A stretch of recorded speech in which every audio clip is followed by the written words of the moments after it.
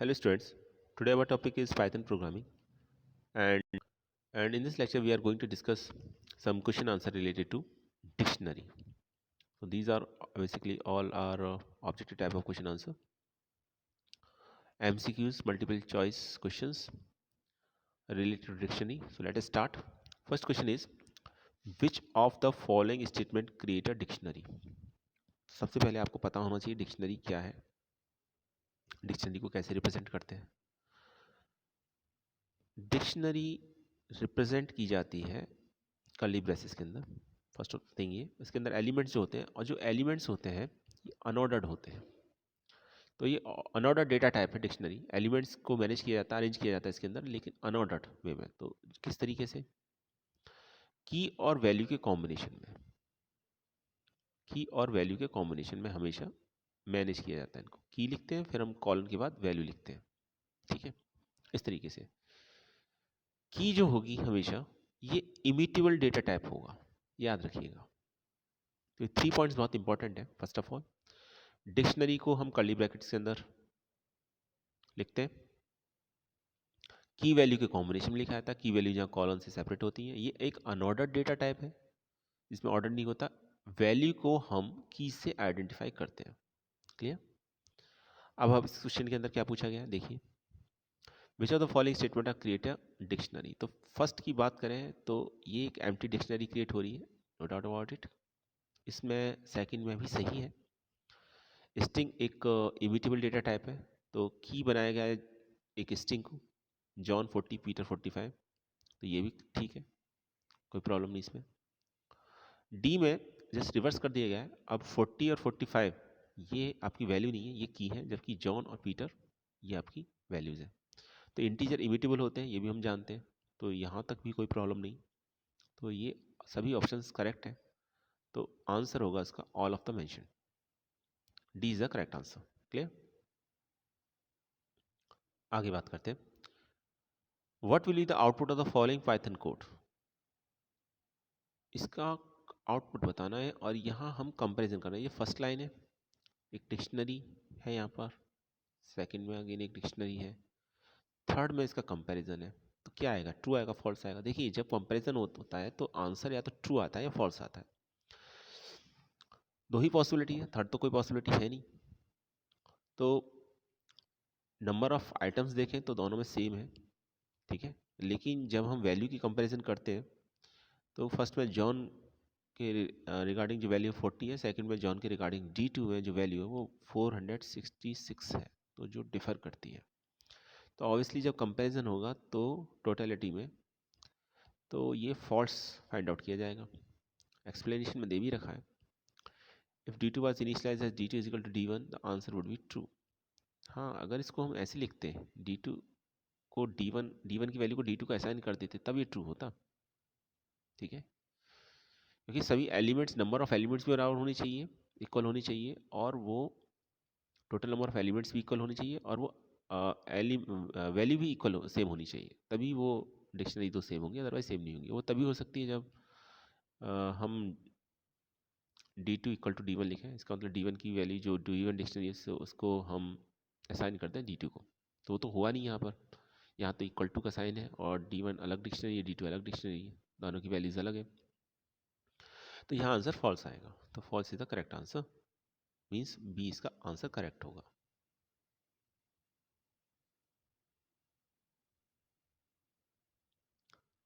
चलिए आगे देखते हैं. What will be the output of the following Python. चलिए ये देखते हैं, सेम है अभी. ठीक, डी जॉन पूछा है. देखिए, अगर आपको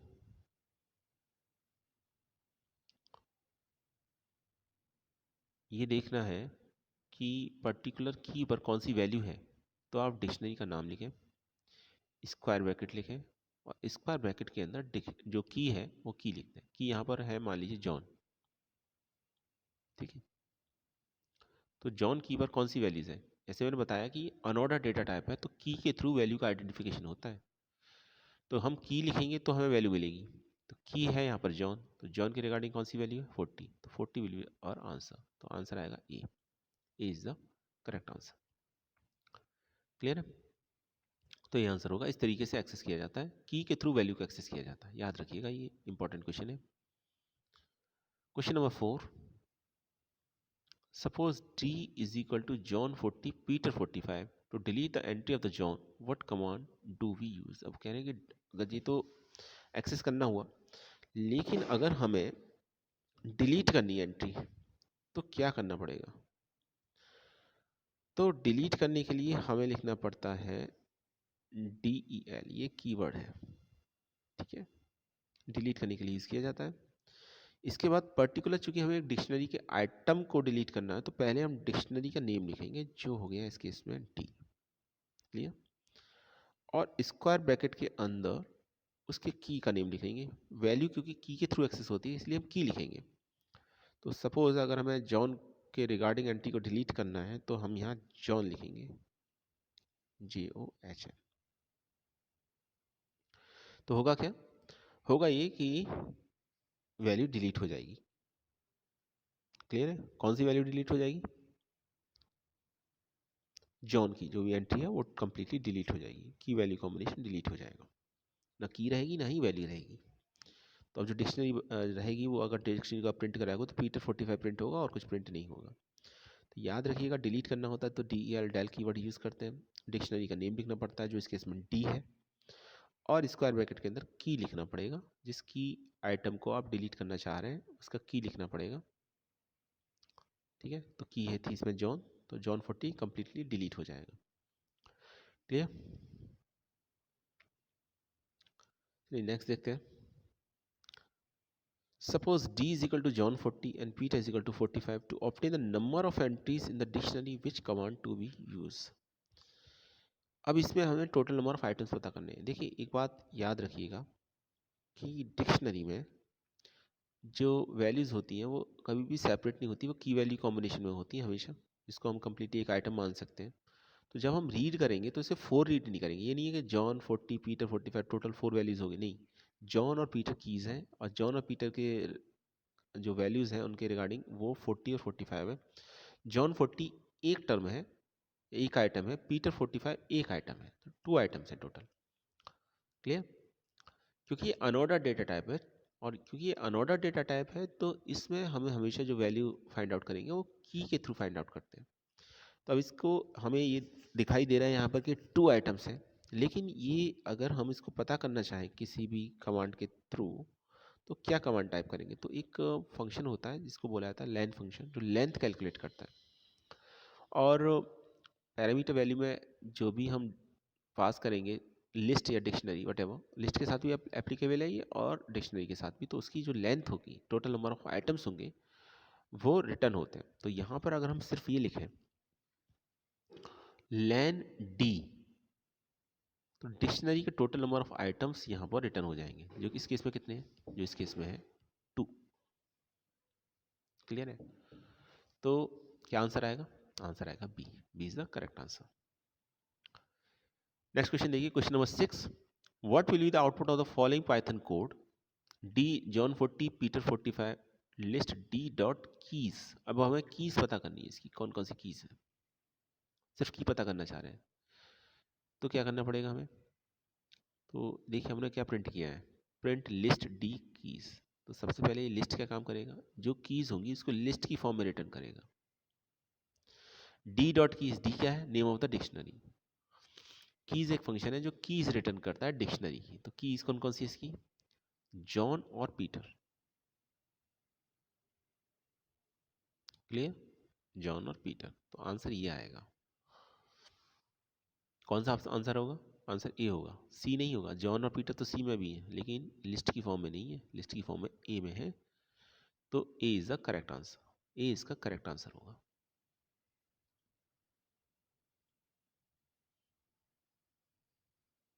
ए is the correct answer, clear. चलिए नेक्स्ट देखते हैं, क्वेश्चन नंबर 6।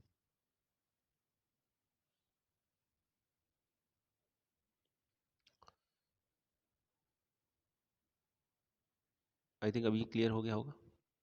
तो ये याद रखिएगा, इसमें ये बताना था मुझे आपको, कीज़ के थ्रू कीज़ को फाइंड आउट किया जा सकता है। अगर आप कीज़ फाइंड आउट करना चाह रहे हैं डिक्शनरी की, तो इसके लिए फंक्शन है कीज। कैसे यूज़ करेंगे? डिक्शनरी का नेम लिखें, डॉट कीज लिखें, ठीक है। यहाँ पर लिस्ट लिखा गया है, तो ये जो भी कुछ होगा किसकी फॉर्म में आएंगी? ये कीज लिस्ट की फॉर्म में आएंगी, और ये प्रिंट किया गया है यहाँ पर। Clear? Question number 7, suppose D is equal to John 14, Peter 45, same अभी डिक्शनरी चली हुई। What happens when we try to retrieve a value using the expression D Sushant? अब देखिए इसमें ओनली 2 कीज है, जॉन और पीटर, सुशांत तो है ही नहीं, और हम D सुशांत के थ्रू वैल्यू को आइडेंटिफाई करना चाह रहे हैं, तो क्या होगा? क्वेश्चन यहाँ पर कुछ इस तरीके से समझिए इसको, कि अगर हम कोई वैल्यू एक्सेस करना चाह रहे हैं और उसके रिगार्डिंग की प्रेजेंट नहीं है, वो की है ही नहीं, तो वैल्यू क्या आंसर आएगा? तो 4 ऑप्शन दे रखे हैं। फर्स्ट ऑप्शन दे रखा है, since Sushant is not a value in the set, Python raises key error exception. तो चूंकि सुशांत इसमें वैल्यू नहीं है, तो ये एक एरर रेज करेगा, पाइथन की एरर, ठीक है। Second point, it is executed fine and no exception is raised and returns none. तो ये ठीक है, कोई एक्सेप्शन रेज नहीं करेगा और ये नन रिटर्न करेगा। थर्ड है, नन एक कीवर्ड होता है, आपको बता दें। थर्ड है, since Sushant is not a key in the set, Python raises key error exception. क्योंकि सुशांत कोई की नहीं है, इसलिए ये की एरर एक्सेप्शन रेज करेगा। और जो फोर्थ पॉइंट है वो ये है, since Sushant is not a key in the set, Python raise and syntax error. क्योंकि सुशांत कोई की नहीं है सेट के अंदर, तो पाइथन एक रेज सिंटैक्स एरर रेज करेगा। तो फर्स्ट ऑफ ऑल तो आप ये समझ लीजिए कि बी तो आंसर है नहीं बिल्कुल इसका। क्लियर? क्योंकि ये फाइन नहीं है, ये ठीक नहीं है सब कुछ इसके अंदर, तो ये कमांड रन नहीं होगी, एरर तो आएगी। अब एरर किस तरह की आएगी और एरर क्यों आएगी वो समझना है हमको। क्या सुशांत एक वैल्यू है? सुशांत वैल्यू नहीं है, सुशांत एक की है। तो ये जो फर्स्ट ऑप्शन है ये तो हो गया रॉन्ग आपको। Since Sushant is not a value in the set, Python raises key error exception. यहाँ वैल्यू सर्च नहीं कर रहे हैं, हम की सर्च कर रहे हैं, तो ये ए भी आंसर नहीं होगा, बी भी आंसर नहीं होगा। कंपैरिजन करते हैं सी और डी में। Sushant, since Sushant is not a key in the set, Python raises key error exception. तो जो एरर आएगी वो की एरर की आएगी, सिंटैक्स की नहीं आएगी। डी कह रहा है, डी इसी बात को बता रहा है, लेकिन डी कह रहा है कि सिंटैक्स एरर आएगी। सिंटैक्स एरर नहीं आएगी, की एरर आएगी। तो ये एरर आएगी क्योंकि ये एक की मिलेगी ही नहीं, ये की है ही नहीं इसके अंदर, तो की एरर की वैल्यू शो करेगा ये। तो C is the correct answer. Question number 8 देखिए, which of this about dictionary is false? इसमें से कौन सा डिक्शनरी के बारे में एक रॉन्ग स्टेटमेंट है? कौन कौन सी स्टेटमेंट है? The value of the dictionary can be access using keys. तो जो वैल्यूज होती हैं एक्सेस ही की जाती हैं, कीज के थ्रू एक्सेस की जाती हैं, तो ठीक है। The keys of a dictionary can not be access using values. Values के थ्रू की एक्सेस नहीं की जाती, की के थ्रू हमेशा वैल्यू एक्सेस की जाती है, क्योंकि अनऑर्डर डेटा टाइप है। और कीज का जो रोल है वो बेसिकली यही है कि वैल्यू को एक्सेस करने के लिए उनका रोल होता है। तो अगर हमें वैल्यू एक्सेस करनी है तो हम की के थ्रू वैल्यू एक्सेस कर सकते हैं, वैल्यू के थ्रू की को एक्सेस नहीं कर सकते। Dictionaries are not ordered, dictionaries are mutable, ठीक है। तो हमें फॉल्स पता लगाना है इसके अंदर कि फॉल्स कौन सा स्टेटमेंट है। तो बी तो यही मिल गया, तो बी तो फॉल्स है ही इसका। डिक्शनरी आज नॉट ऑर्डर्ड, अनऑर्डर्ड होती है, हम जानते हैं पहली स्लैब पॉइंट के अंदर जब डिस्कस हुआ था तो ये बताया था कि अनऑर्डर्ड होती है। देखिए लिस्ट हो गया, टपल हो गया, ठीक है, और ये सभी क्या है? ये सभी ऑर्डर्ड डेटा टाइप है।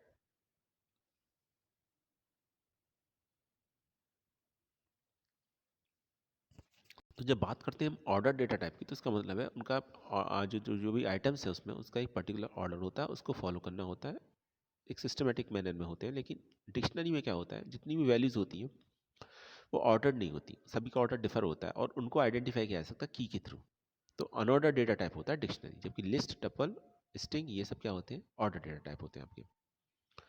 तो डिक्शनरी आज नॉट ऑर्डर डेटा ट्रू है ही, और डिक्शनरीज आर म्यूटेबल, म्यूटेबल भी होती है। डिक्शनरी के एलिमेंट्स को हम चेंज कर सकते हैं, एलिमेंट्स बढ़ा सकते हैं, तो म्यूटेबल तो होती है डिक्शनरी। क्लियर है? तो डिक्शनरी म्यूटेबल भी होती है आपकी, ये याद रखिएगा, डिक्शनरी लिस्ट दोनों ही म्यूटेबल होती हैं आपकी। तो सी भी नहीं है, डी भी नहीं है, ये तो था ही नहीं, तो B is the correct answer. The keys of a dictionary can not be access by access using values. याद रखिएगा कि वैल्यूज के थ्रू की को एक्सेस नहीं किया जा सकता, की के थ्रू वैल्यूज को एक्सेस किया जा सकता है। तो ऑप्शन होगा इसका B, B is the correct answer. Clear? Next देखते हैं, which of the following is not a declaration of a dictionary. बोले इनमें से कौन सा डिक्लेरेशन डिक्शनरी का डिक्लेरेशन नहीं है, ये हमको पता करना है, कौन सा नहीं है। फर्स्ट देखिए ए, 1A 2B, ए और बी कैरेक्टर्स हैं, सिंगल कोट के अंदर रिप्रेजेंट कर रखे हैं, ठीक है। 1 और 2 इंटीजर्स हैं जो इमिटेबल होते हैं, क्लियर है। तो ये ठीक है रिप्रेजेंटेशन, कोई प्रॉब्लम नहीं है, तो फर्स्ट तो ठीक है। सेकंड भी ठीक है, डिक्ट फंक्शन के थ्रू डिक्शनरी को क्रिएट किया गया है, तो 1 की है, यहाँ ए आपका स्ट्रिंग है, 2 की है, बी स्ट्रिंग है। थर्ड रॉन्ग है, थर्ड जो रिप्रेजेंटेशन दे रखा है ये रिप्रेजेंटेशन डिक्शनरी का नहीं है, ये रिप्रेजेंटेशन है सेट का। तो आंसर हो जाएगा इसका सी। डी एक एम्प्टी डिक्शनरी को क्रिएट कर रहा है, तो वो भी एक डिक्शनरी को क्रिएट कर रहा है, डिक्लेरेशन किया जा रहा है वहाँ पर, लेकिन एक एम्प्टी डिक्शनरी का, तो सी आंसर नहीं है। सेट भी एक डेटा टाइप है, ठीक है, तो ये सेट का रिप्रेजेंटेशन कर रहा है, डिक्शनरी का नहीं कर रहा है, याद रखिएगा। तो ये था क्वेश्चन नंबर 9। चलिए देखते हैं question number 10। What will be the output of the following Python. चलिए यहाँ देखिए, लूप का प्रोग्राम है, लूप को अटैच किया जाएगा डिक्शनरी के साथ, एक डिक्शनरी क्रिएट की गई है, 1A 2B 3C, 1 2 3 कीज है, ABC वैल्यूज है। याद रखिएगा कि जब कभी भी हम डिक्शनरी में वैल्यू देते हैं तो की वैल्यू को जो सेपरेट करते हैं वो कॉलम के साथ सेपरेट करते हैं, ठीक है। और अगर वो सेपरेट नहीं कर रहे और वहाँ आपका कर्ली ब्रैकेट्स यूज़ किए जा रहे हैं तो भी वो आपका डिक्शनरी नहीं है, जैसे इसके सी में था, ये देखिए 1 कॉमा ए लिखा हुआ है, 2 कॉमा बी लिखा हुआ है यहाँ पर, तो ये कर्ली कॉमा है यहाँ पर, तो ये आपका कर्ली ब्रैकेट्स तो यूज़ किए जा रहे हैं लेकिन कॉलम से सेपरेट नहीं हो रहे, की वैल्यू कॉम्बिनेशन नहीं है, इसलिए ये एक सेट का रिप्रेजेंटेशन है। अब ये एक डिक्शनरी का रिप्रेजेंटेशन है जिस क्वेश्चन में है। अब देखिए हमें क्या करना है, हमको मान लीजिए एक्सेस करना है दोनों ही, की भी एक्सेस करनी है और की भी प्रिंट कराना है और वैल्यू प्रिंट करानी है, तो हम दो वेरिएबल लेंगे, एक लेंगे आई और एक लेंगे जे। आई की के लिए, जे वैल्यूज के लिए, और लूप हमने रन कराया for I J in A dot items. अब ये क्या करेगा, ए क्या है, ए तो डिक्शनरी का नेम है, ए डॉट आइटम्स, तो इसके जितने भी आइटम्स होंगे, आइटम्स का मतलब है की वैल्यू दोनों, तो डिक्शनरी में की भी आती है, वैल्यूज भी आती हैं, तो हमें की को भी रिप्रेजेंट करना है, वैल्यू को भी। वेट अ सेकंड,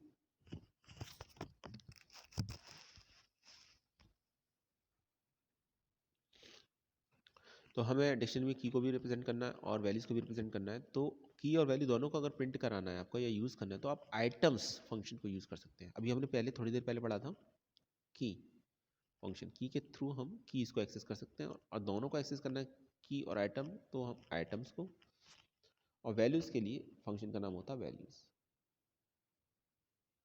ठीक है। वो अभी यूज़ नहीं हुआ, अभी आइटम है, उसका भी क्वेश्चन आएगा अभी थोड़ी देर में। फिलहाल आइटम की बात करते हैं, तो A dot item, A items, A क्या है, डिक्शनरी का नेम, तो डिक्शनरी के जितने भी आइटम्स हैं की वैल्यू के कॉम्बिनेशन वो सब प्रिंट हो जाएंगे, क्योंकि यहाँ की और वैल्यू दो अलग अलग हैं, तो एक की के लिए आई वेरिएबल लिया है और वैल्यू के लिए जे वेरिएबल लिया है, इसको प्रिंट करा देंगे, तो लिखा है यहाँ पे प्रिंट आई जे एंड, तो आई जे की वैल्यू प्रिंट होने के बाद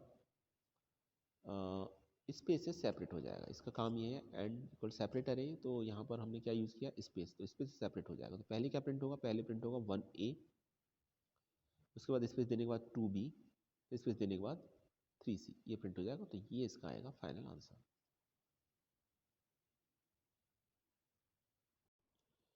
तो इसका आंसर हो जाएगा, क्लियर। तो इसका आंसर, इसमें ऑप्शन नहीं दे रखे थे, ये करके देखिएगा आप, इंपॉर्टेंट क्वेश्चन है, रन करा के भी देखिएगा इसको। क्लियर? चलिए नेक्स्ट स्लाइड की बात करते हैं। 80 सेकेंड के, यहाँ तक थे हम।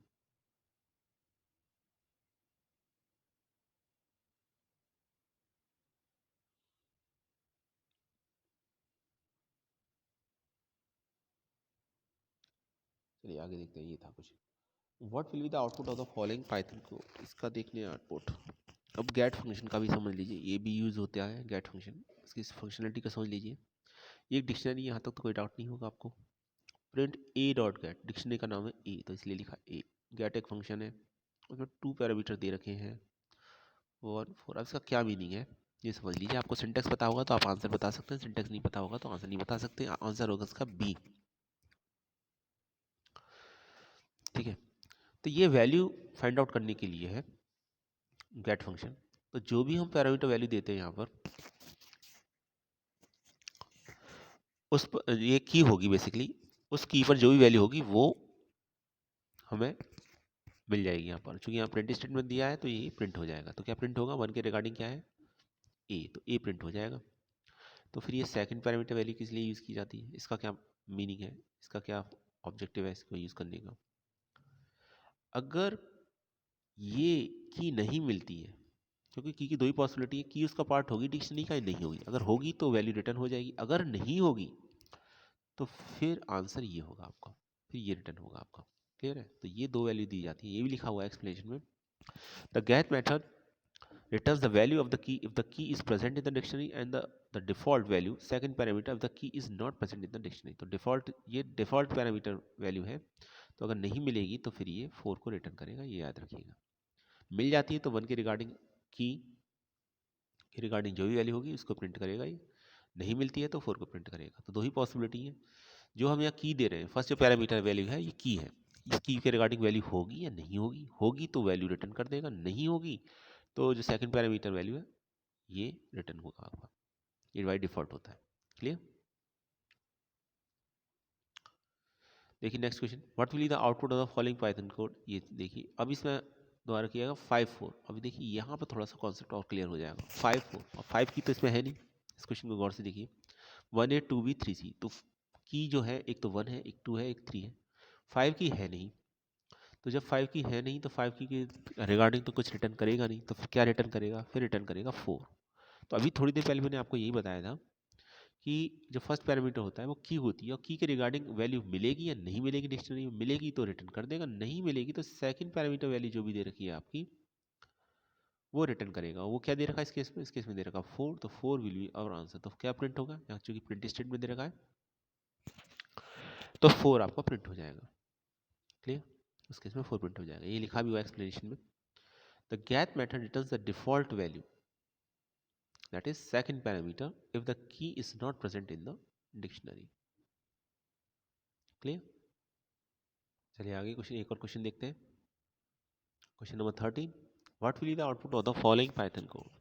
1 A 2 B 3 C B A dot copy B to D print A। Dictionary दे रखा है एक, डिक्शनरी के कीज हैं 1 2 3, वैल्यूज हैं A B C, B A copy. तो A की जो भी एलिमेंट्स होंगे वो भी डिक्शनरी में कॉपी हो जाएंगे, जो भी आइटम्स होंगे मतलब की वैल्यू कॉम्बिनेशन बी में कॉपी हो जाएंगे। फिर लिखा है बी टू डी, इसका मतलब ये है कि आपने की पर वैल्यू को चेंज कर दिया, और क्या चेंज कर दिया आपने, डी, और फिर आपने ए को प्रिंट कराया है। तो ए को प्रिंट कराया है तो ए पर तो कोई चेंज नहीं होगा, चेंज आपने बी में किया है, बी को प्रिंट कराया नहीं है आपने, तो ऑब्वियसली ये जो वैल्यूज होगी ए की ये एज इट इज़ प्रिंट हो जाएगी। तो आंसर ये रहेगा 1 A 2 B 3 C। थोड़ा कन्फ्यूज़ करने के लिए दे रखा था। देखिए ऑपरेशन किस पर परफॉर्म हुआ है, ऑपरेशन परफॉर्म हुआ है ए पर। जो भी कुछ किया आपने, कॉपी किया, चेंज किया, वो तो बी पर किया, ए पर तो कुछ नहीं हुआ। क्लियर है? तो ए पर कोई इफेक्ट नहीं होगा। तो ए को प्रिंट कराएंगे तो ए जो डिक्शनरी थी एज इट इज प्रिंट हो जाएगी। लिखा भी हुआ है changes made in the copy of the dictionary is not reflected in the original one. तो अभी जो आपने चेंजेस किए वो चेंजेस आपके जो रिफ्लेक्ट होंगे वो रिफ्लेक्ट नहीं होंगे ठीक है, क्योंकि वो कॉपी पर वर्क किया है आपने, ओरिजिनल पर वर्क नहीं किया है, ओरिजिनल को इफेक्ट नहीं करेंगे किसी तरीके से। तो इसमें बी इसका आंसर होगा।